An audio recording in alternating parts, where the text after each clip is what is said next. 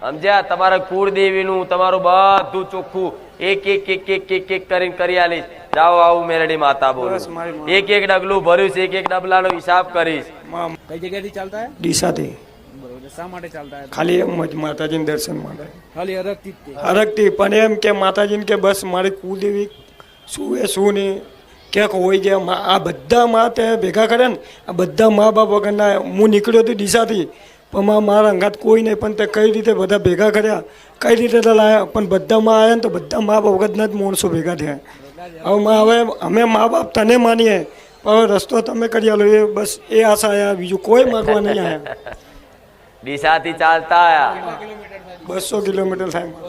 એ બી માટે 8 દિવસના અંદર લાયા. 5 ચાલતા આવ્યા. પાંચે પાંચના મા બાપ નહીં, કોઈને નહીં માં. તો માતાના મા અને બાપ બધું ગણ્યું હોય ને, હા માં. તો પછી